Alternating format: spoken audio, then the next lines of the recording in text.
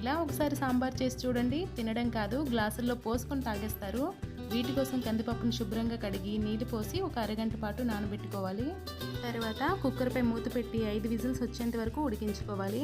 సాంబార్ చేసుకోవడం కోసం ఒక పాత్రను పెట్టుకొని ఇందులో ఆయిల్ వేసుకొని ఆయిల్ హీట్ అయిన తర్వాత ఆవాలు, జీలకర్ర, మెంతులు, వెల్లుల్లి రెబ్బలు, ఎండుమిర్చి, కరివేపాకు, కొంచెం ఇంగు వేసుకొని మంచి స్మెల్ వచ్చేంత వరకు ఫ్రై చేసుకోవాలి. ఇప్పుడు ఇందులో ఒక పెద్ద టమాటోని ఇలా ముక్కలుగా కట్ చేసుకొని వేసుకోవాలి. ఈ టమాటోలు సాఫ్ట్గా అయ్యేంత వరకు ఫ్రై చేసుకొని తర్వాత కట్ చేసుకున్న వెజిటేబుల్స్ని ఇందులో వేసుకోవాలి. నేను ఇందులో ఆనపకాయ, బెండకాయ ముక్కల్ని వేసుకున్నాను. అలాగే 5-6 పచ్చిమిర్చి చీలికల్ని, పసుపు, కారం, ధనియాల పొడి, రుచికి సరిపడే సాల్ట్ వేసుకొని ఒక 2 నిమిషాల పాటు వీటిని ఫ్రై చేసుకోవాలి. తర్వాత మీరు తినే పులుపుకు తగ్గట్టు చింతపండు రసాన్ని ఇందులో వేసుకొని ఒకసారి బాగా కలిపి ఇప్పుడు ఉడికించి పెట్టుకున్న కందిపప్పుని ఇందులో వేసుకొని ఒకసారి కలుపుకొని ఈ సాంబార్ని కాసేపు బాగా మరగనివ్వాలి. సాంబార్ ఇలా మరుగుతున్నప్పుడు లాస్ట్లో ఒక చిన్న బెల్లం ముక్కని, సాంబార్ పొడిని, సన్నగా తరిగిన కొత్తిమీరని వేసుకొని కాసేపు మరిగించుకుంటే ఎంతో టేస్టీగా ఉండే ఈ సాంబార్ రెడీ అయిపోయినట్టే. మరిన్ని క్విక్ రెసిపీస్ కోసం ఛానల్ని సబ్స్క్రైబ్ చేసుకోండి.